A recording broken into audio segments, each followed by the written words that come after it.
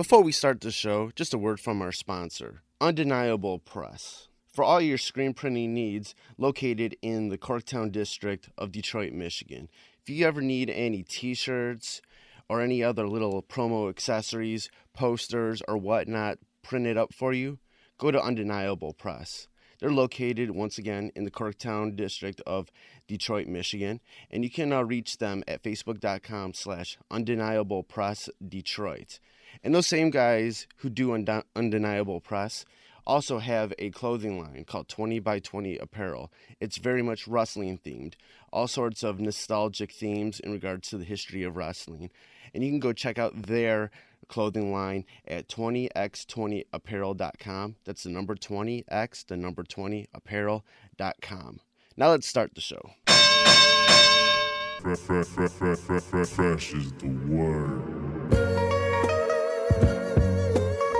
I'm Jim Duggan, got long wood for plenty hoes. I keep it fresher than fresh, but you already know. You suckers bummy, I'm money, I got a ton of flows. My weed loud like a motherfucking thunder roll. Your shit quiet like you ballin' on a budget though. We see your kicks and we laugh and yellin' what are those. You see me shining like a suit on puffy. You know my grindin' shit is too strong, buddy. That's why the dude call money. I be stuntin' like it's nothing at all.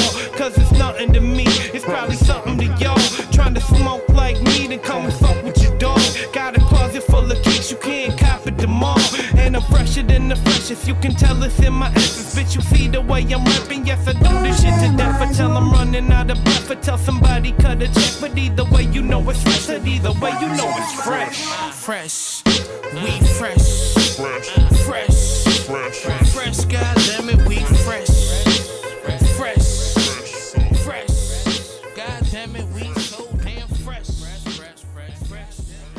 Welcome to the Fresh is the Word podcast. I'm your host, Kelly K. Fresh Frazier, and this is episode 93. And this is the first of 3 episodes with interviews recorded from the Detroit stop of the Vans Warped Tour.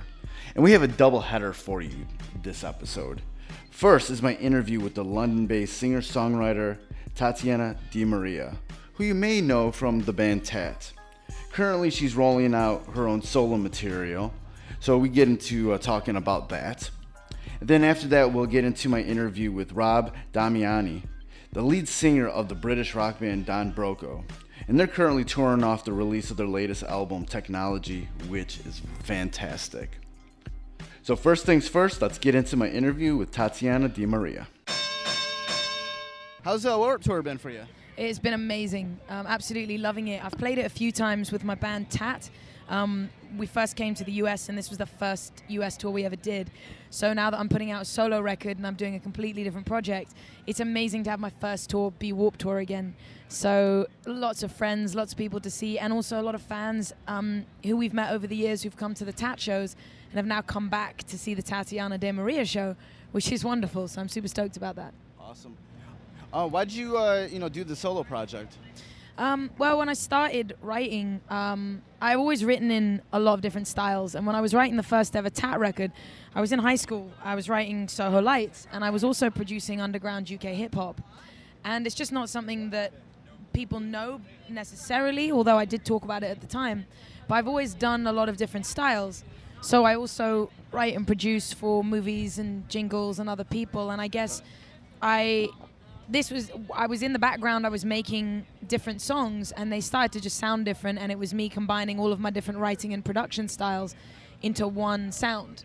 So I got really excited about it, and we tried playing these songs in Tat, but they ended up sounding very much like the Tat record, like another rock album. So basically I said, okay, I'm going to record these the way I think they should sound, and then I'm going to see where they go. And it was just a bit too different, and I didn't want to do that to our fans, where you completely change the sound but you keep the name. Right. So decided to put it out as a solo project and keep doing this. So everything I'm releasing now is going to be going on this solo record. I think it's something I've wanted to do for a long time. So I've got an EP now. I've got some tracks coming out this year. A track called London Don't Lie just came out with the music video, so I'm very excited about that. Feel free to check it out, guys. YouTube, FaceSpace, Your Face, whatever face. All the online socials that you guys check out. Spotify, Instagram, all that jazz. There's a lot of music coming, and there's 3 tracks out at the moment with 2 music videos. And then after this, I'll be putting an album out in the new year and just tracks between now and then. What do you think is the difference between the material you're putting out now in comparison to Tat? I think just, well, firstly, a few years have gone by, so I've grown, and I think the subject matters are slightly different, and I'm also tackling subjects that I've wanted to talk about that made the Tat record, but now have a different angle on them, given just a bit more life experience. I mean, I was 15, 16 when I wrote the Tat record, and I'm proud of it, and I was honest on that record. But it's really awesome to just experience new things and write about them in perhaps a bit more depth and be a bit more open and honest. So that's really good feeling. And then stylistically, it's sonically completely different. I feel like a lot of people that I've talked to, like interviewed today, they're all artists who put out proper released music as a teenager, and now they're starting to transition into adults. Like how is that for you? You know, starting out as a teenager, and then as you get older, you know, how's that transition been?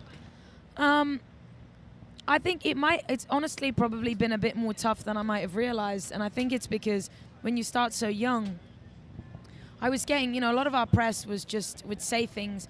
I never wanted to be good because I was 16, 17. I wanted to be good because the record was good. Right. And I believed that at the time. And looking back, I still believe that. I'm proud of the record.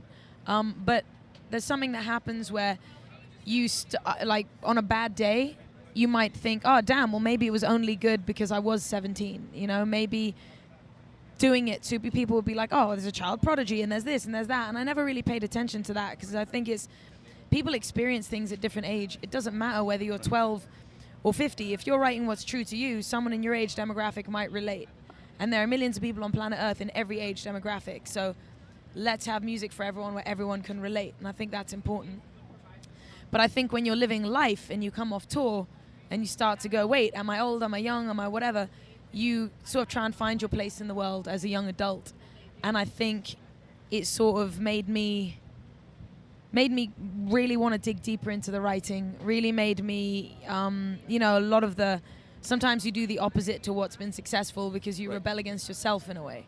So I think it took me a minute to really find this new sound for myself that I knew I wanted to make, that I was making. And I think it took a second for me to not want to disappoint the Tat fans and make peace with that, and then grow into doing what I needed to do for myself, and knowing that people who connect to me will connect to that as well. Did you feel like you had that you grew up faster, you know, being a musician at a young age? I mean, I don't know. I think I've always... my siblings are a fair bit older than me. My eldest siblings are 13 and 10 years older than me, and I've always grown up with people who are older. So in a way, I've sort of always hung out with a crowd that's been in a different phase of life to me. Right. Without really realizing it, I think I was so used to it. And I got to a point where everyone had settled down and had kids. And I was like, oh, shit. I'm not there yet. At the same time, I think I grew up in England and I was out young. I was promoting nightclubs. I was lying about my age, but I was making great money. And I stopped drinking when I was 17. And I think it really just... things are available. So you kind of go out and you do them. And I think at that point, from 17 onwards, I just really knew what I wanted to do and was able to hone in on it and focus on it. And I think in that respect, yeah, possibly you travel a lot as a musician, you see a lot, but more so knowing what you want to do. I had a lot of friends who still, you know, didn't know what they want to do with their lives yet, and it took, you know, even to the mid-20s going, I'm still not sure what I want to do. But I feel lucky in that I knew what I wanted to do, so I got to dedicate all of those years to it and really grow in that arena. And I think in that respect, yeah. But I think growing in life, just traveling, whoever you are, musician or not. But I feel very lucky. We've been exposed to a lot of people, a lot of bands, and it's been a beautiful experience. When you're doing so much, when you're on a tour like the Warped Tour, or doing any sort of traveling, any touring, how do you sort of keep your mental health or your physical health going through these tours? It depends. I mean, your mental health, you just want to make sure that you're taking enough time for yourself. You're living, I mean, if you like things tidy, it's really hard to keep a van tidy, an RV tidy, a bus tidy, a plane tidy. It's hard to keep anything tidy when you're on tour and you're running between press and stage and changing between stage outfits and normal clothes. You know, right. It's a lot of different things going on. But I think so long as you're disciplined about keeping things tidy, and so long as you take enough time for yourself, and you really you don't try and do everything, you keep yourself together, and then maybe a bit of yoga, stretching, whatever it is, and eating healthily. It's important. It's really easy to eat Taco Bell and Burger King every day, but you want your body to feel great. You want to feel great, and you want to put on the best show. So eating healthily is definitely important. Yeah, I caught your set earlier here at the Detroit date. It was raining while I was, going on. Thanks for checking it out, mate. it was really, really cool set. And I love that you put a lot of, like, humor and you have fun up there. How important is it to just have fun up there? Thanks, man. Be a little bit dirty, too. Well, it's funny. I don't really sort of get on stage and then whatever comes out, comes out. And sometimes I'll get off and someone will be like, remember when you said that? I'm like, no, I don't. Because it's kind of in the moment. And I think for me, it's definitely important to have fun. I mean, like the next person, I'm very, very lucky to have a really fun job making music. And it's very easy to overthink it. It's very easy to make it very serious and to stress yourself out and end up hating it. Thinking about sales and is this a hit and is this not a hit? Whereas in the end of the day, I grew up loving people I connected with, people who I maybe found funny, people who I just looked at, I don't know, I just felt something I connected with, And so I think for myself, it's important being up there to A, have fun, and B, I guess I've never really had stage fright. And I think a big part of that is that I just think these are humans. They're people and they're there. They want to have a good time. I want to have a good time. So long as I stay in that headspace, then where's the big deal, It's just music and it's fun, and I hope it touches people. I hope they go home and listen to the lyrics and can identify with it, relate to it. But I want the show itself to be an experience that makes you feel alive, is unique, and isn't exactly the same as the album. Right. When you have a whole lineup of fans coming up to talk with you after the performances, what are you talking about with them? What's the usual topics? It depends. I mean, sometimes people come to the signing lines with something they want to say. There was a lovely gentleman today who basically said, "You shaped my youth, and thank you very much." And I heard this song, and it was really lovely. Being on the receiving end of someone's passion for what you do is really wonderful. So I was very grateful for that. And then some people have seen us play in Tat. So, recounting memories for them is fun. They're like, oh my God, I saw you at this date and we took this picture and check it out. And I love those. Some people have brought, vinyl or T-shirts or old merch that we sold. So that's really amazing. And then other people might come over and go, I've just walked past and I just saw you play and I wanted to tell you that I really enjoyed it and thank you for doing that. And that's amazing. That's something that happens on Warped Tour more so than other places because you discover so much new music here.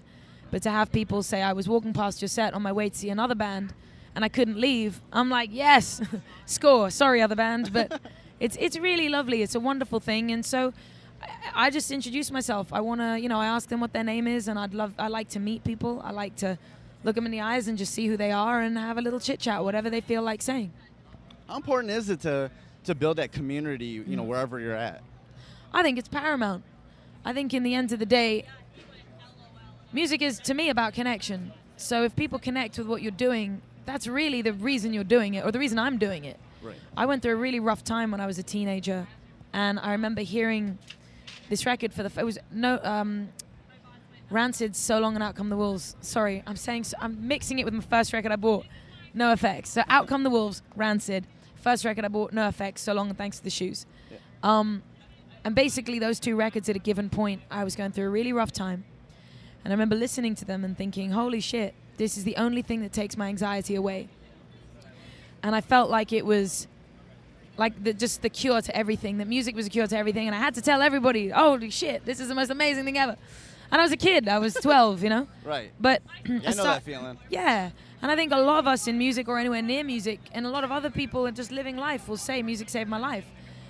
And so with that in mind, I write songs because I felt that and I wanted to spread that feeling. And I don't sit there consciously thinking, I'm going to go and spread this feeling. I write stuff, and if I feel good about it, I hope other people will too. I hope they get something great out of the music.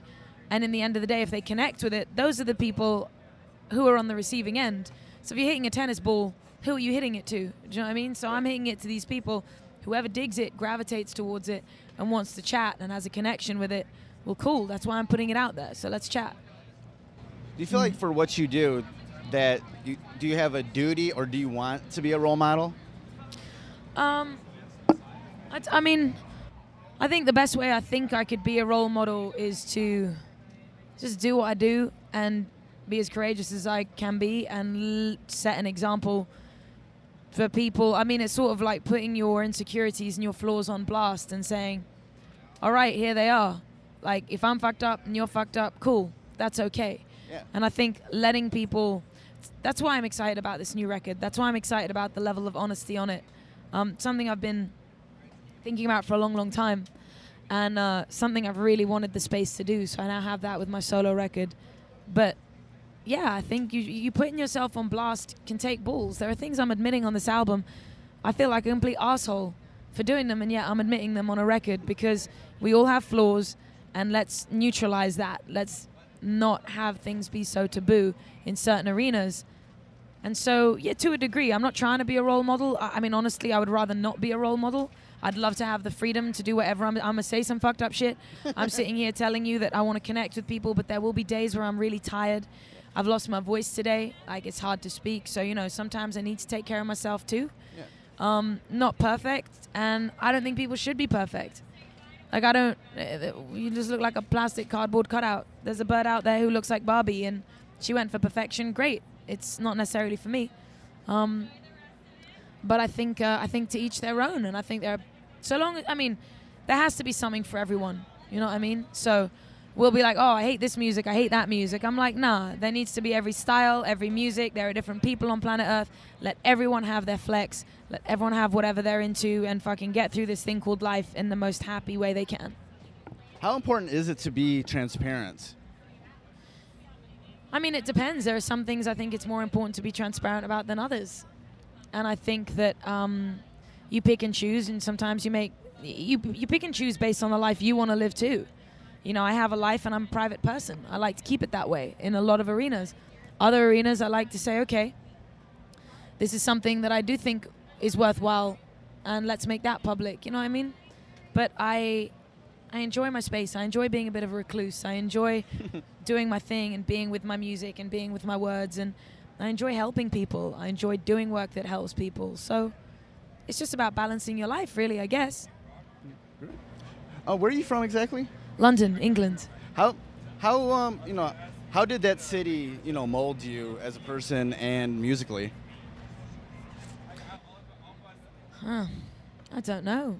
I mean, I grew up listening to a lot of dub and The Clash.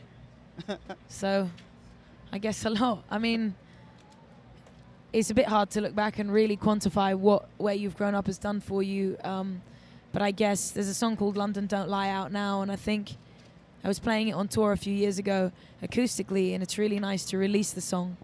But I think the lyrics in that song sum up a message and a sentiment, I guess, that reflects how I feel about home. And I think London is an honest place to a certain degree in certain places, which I very much appreciate.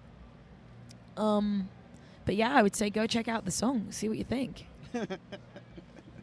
Great. When with all this new music coming out, how much of a vulnerability do you feel like, or just anticipation with everything that's about to come out? I guess you always, being the first EP I'm releasing on a solo project, I definitely was like, oh shit, this is going to be out there now. And it's a different style, and we'll see what people feel. So there's a bit of apprehension, a bit of nerves, but good nerves. And now I'm just very excited that people are starting to get the flow of what I'm doing. And the style is still going to change. There's a lot to go. There's still a few more tracks to come out this year. A bit of like a nugget of advice that you could sort of extract from your life and career that anybody listening to this would, be able to take and apply it to their own lives. Doesn't matter if they're a musician or whatever. What would that be? I think just unapologetically be yourself. People are always going to have an opinion about what you do, and you might have seen this a million times on Instagram and every little meme there is, but it's true. Do you. You can try and be someone else, and it's got to feel good. If you see something someone's wearing and you think that looks cool, good. Let it feel good to you. I think there's a lot of trying to fit in that happens, and when you try and fit in and you do different things, if things inspire you, cool, follow that path. But if you're doing it just to fit in, or if you're making kind of music because you think it's popular, or you think this or you think that, I mean, it's just about being honest. Look at Adele. She wrote an honest record and it exploded, and a lot of people didn't think it would because of the style and the sound that was hip at the time. But there is always shit to prove people wrong. So just do you, be honest, be real, because I think that's just what people want in the end of the day. And if anyone would look at me and be like, oh, cool, that girl doesn't give a fuck and she's doing her thing and it's working for her, I'm going to do that too. If that's what people take from it, great.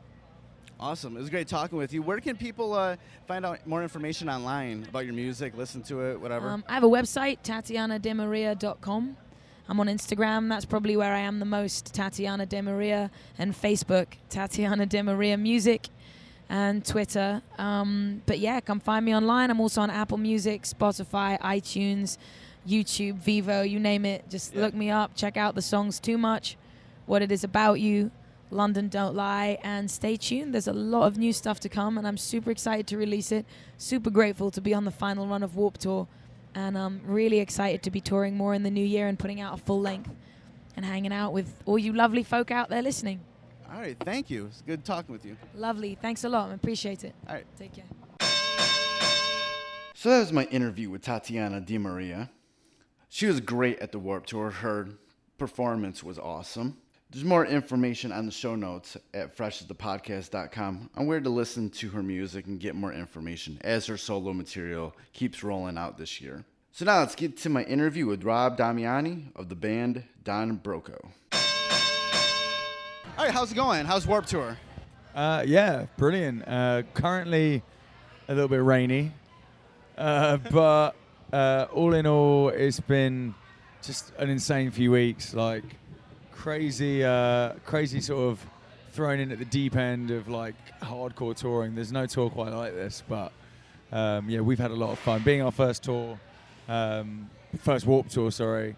It's a lot to take in, but we've been embracing it and just getting involved, and it's been super rewarding.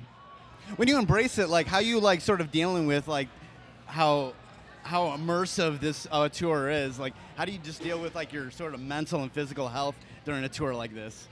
I think you got to realize that you're not going to have you barely have any time to yourself. Right. So you're on the go all day. You're sort of, and even when you think you might have like a minute to chill, you're like bumping into people, chatting, and not even like in a bad way. Like you're constantly like hooking up with friends, seeing other bands.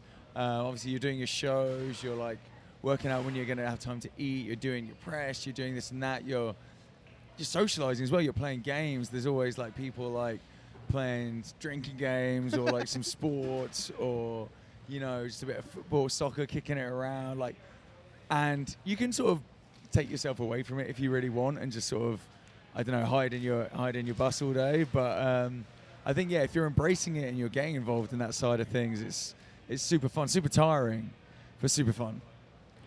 I know you guys have done a lot of tours of the U.S. How do you like touring the U.S. when it's like between each city there's just like a whole lot of nothing in comparison to touring like the U.K. or Europe, where you can get to each place relatively quick in comparison to the U.S.? Yeah. That's probably the biggest difference. Sorry, I'm yawning. How tired I am already. It's a tiring tour. It is a tiring tour. No, I mean we've only done 2 US tours so far. Yeah. But our experience of that, like of just the drives, is just unlike anything you can experience in the UK. You're going to be driving like 4 or 5 hours really in the UK. Yeah. And that's like a minimum drive here. Most of the drive, if it's well routed, is still like 8-9 hours between shows a lot of the time. So yeah, you see a lot of like just nothing driving around. I mean, a lot of the time you are sleeping while it's happening, but I think the time that I guess we recall the most from like actually just seeing nothing was when on our last tour we were playing with Our Last Night, and our bus broke down, bandwagon broke down, and we were in the middle of the desert, and we didn't think we'd make the show, but we managed to get towed pretty much all the way there, which was insane. Right. The guy that picked us up just picked us and was like, yeah, we'll tow you the whole way. So it was just this, the first time we were just on the road for so long. He was towing the thing. We were in it for a bit, then we jumped into a rental car, and we just saw like this the expanse of just nothing, which is between most cities, and it was pretty crazy, to be fair. Like just the amount of just fields of just arid like desert and nothing really growing, and then the occasional like, I don't know, tree. Right. And then you just come across this collection of town, like these tiny towns that you think there's like just nothing else there. Like, and there's these kind of like self-sufficient, like just kind of, I guess, clusters of homes and like a few stores. And there's nothing like that in Europe. So that was pretty cool to see. What I really enjoy about your band is that you guys kind of have this nice balance of being a serious rock band, but then you have this like pinch of your like British humor into it all. But it's never anything too like corny or overly like, I don't know. I guess the British word would be cheeky.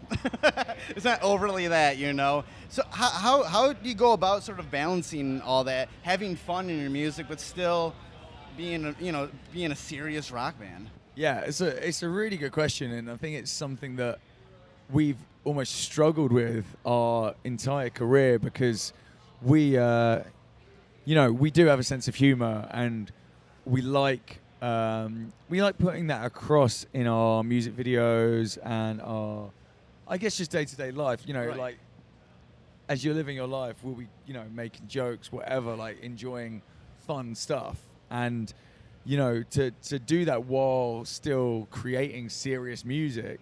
A lot of people will see that kind of humorous side of you and just write you off as, there's those like bunch of jokers. They're just like a joke band. They're just a joke band, yeah. Gimmick band, whatever. Totally, like, and I guess we've always looked to like bands like Foo Fighters, like, and I guess to a lesser degree, because a lot of people did write them off at the start, Blink-182, bands that can write incredible music, powerful songs, and serious, and they're very, very serious musicians, serious about their songwriting, serious about what they're playing, but still have that sense of humor about them. And like, you watch a Foo Fighters video, like, they're really good at that. And they do that great, where they can balance that by having a few like hilarious videos, just insane concepts, while writing like genuinely incredible songs. And then they'll put out a video which is a serious video, and it's fine, and people just accept that for them, because they've I guess given the world that blueprint of a band that can do both. So that's how we'd love to be perceived, as a band that just are serious about the music but can have a good time while doing it. How did you guys sort of like get over those struggles of sort of finding your own voice and finding this style that you guys have now? I think that's just it's just a process. It's a process that we've been going through since we started writing music. We've been a band for, must be like 6 years now, 6-7 years. Probably touring properly only like a little less than that, but like we were all friends at school, so we've been playing since we were like 16, 17 in bands. We were in Metallica tribute bands, pop punk cover bands. Like we were like this rap group for a while, where we were like basically we were kind of like the backing band to these guys from our town, who these two like insanely talented rappers, and we just played with them a load of times. And it took a few years to kind of work out what music we wanted to make, and rather than just doing covers. And I think, as any band will tell you, like when they first get a gig, it's quite rare for a band to actually have like enough songs to play a gig. Right. So we'd have like 3 or 4 songs, and then fill in the rest with like a Deftones cover, Jimmy Eat World cover, an Incubus cover, whatever, just kind of mix it up. And then it was only, I guess, when we started taking things a little more seriously, and I guess we grew up a little bit. We were like, wow, we really want to make our mark on the world of music and rock music, and what can we do that's different from other people? And that was like looking to the influences, looking to the bands that we love, and just taking like little ideas from all of them and kind of mashing it all up, churning it around, and putting it back together in a new, different way. And I think, we're on our third album now. It's taken 3 albums to get to this sound. I think every album we'll try and push things forward and bring something different to the table, because we're a band that never likes kind of standing still. We want to be constantly moving, constantly reinventing the Don Broco sound. And I think from that's where you sort of stumble across, an original vibe that hopefully people haven't heard before. Right, the new album, Technology, really was a great step forward for you guys. You guys really felt like a big band with it. Looking back into, writing and recording that album, how you feel, now looking back at all of that, about what you were able to accomplish with it? I think that the cool thing about the last album for us is we didn't think about it too much. It was like the only real conscious decision we made was, let's not overthink it. Let's just write big riffs, big choruses, catchy as fuck shit, and see what happens, and not really not spend too long on the songs. As soon as we were stoked with the songs, we just recorded it and got them out there. So that's why a lot of the songs on the album were actually out before the album was finished, because as soon as we had a song we liked, we just put it out there, shot a video, got it out there to the world. And I think because of that, it kind of just, it felt a lot more exciting to us, and probably to a lot of people as well, because it was just fresh. It was a lot fresher, and it just sounds kind of, it was written for a live environment. When you don't think about stuff too much and worry about like making it too studio based, you just make it sound as loud and as heavy as it can. So that's what we did, and it's just ended up sounding really good. When we play it as well, it's definitely the best sounding music we've ever written that we can play live, because it was kind of written with that in mind. Yeah, I remember sort of the ramp up towards the release of Technology, and I'm like, when the first songs were coming out, I'm looking like, oh shit, we still got months before the album comes out. Oh shit, but it didn't fizzle out. My interest didn't fizzle out like maybe a lot of bands do in this sort of short attention span sort of society. So how did you feel when you were able to do this longer sort of rollout of this album, and it still worked like it did back in the day? It is great. It's for us is the most enjoyable album release we've ever had, because the traditional route is, I guess, you kind of wait till everything's done. You drop a single, then you drop another single with the album, and then it's like, unfortunately, the world we live in today, people get bored. Right. Maybe like 6 months down the line, they're like, okay, when's the new album out? And they're like, we've just finished writing the other one. We're still working this album. Yeah. Come on, come see us live. So I think the fact that we got to kind of keep stuff out, kind of, as soon as we had it ready, it was like a single, work on another bunch of songs, one of the songs ready, put it out as a single. That kept it super fun for us. Like the last 2 albums we did, we had to wait like a year before the albums finally saw the light of day. So by the time we actually were playing them and people heard them, we were not bored of them, but we were kind of like excited to do some new shit. Right. And it's the worst waiting time for any band is having an album ready, people wanting to hear new music, but not being allowed to release it because of, the record label's plans, or the touring cycle isn't ready, or whatever. It's like waiting for all these things to fall in place.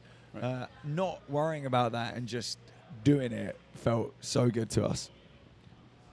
Back home, how do you guys sort of fit in with sort of the music scene back there?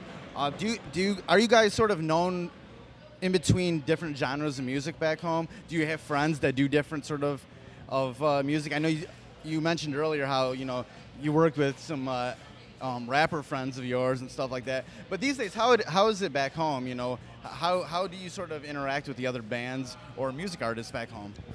Yeah, it's another interesting question.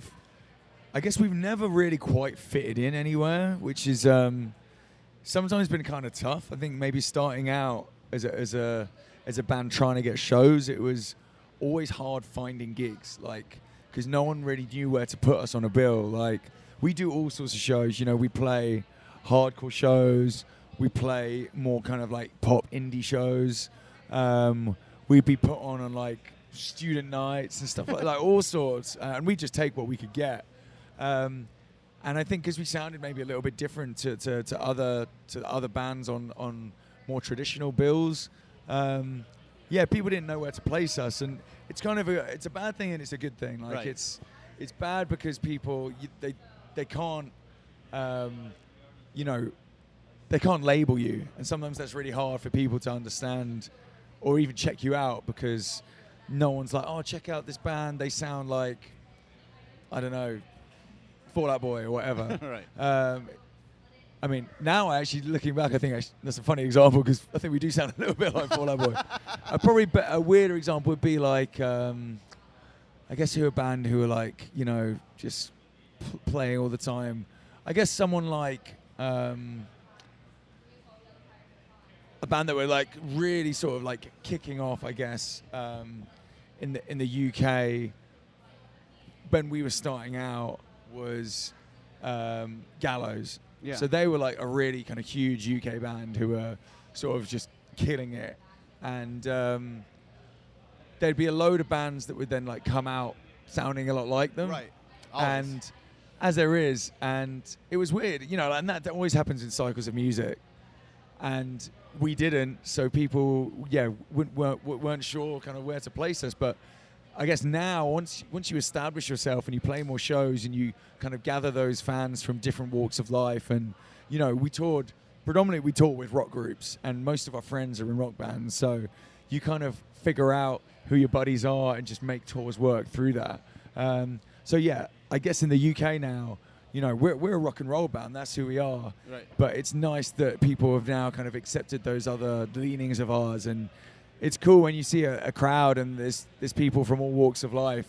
You know, we've always loved all genres of music, and you know, we listen to everything under the sun. You know, whether it's dance music, hip hop, soul, and it's cool when you meet our fan base and you find people who aren't necessarily always listen to rock music, but somehow they dig us. And then you meet like other people who, you know, absolutely fucking love like the heaviest shit ever. Like someone turns up in a fucking Slayer t-shirt and they're like, yeah, you're my favorite band. It's like, what the hell, you know?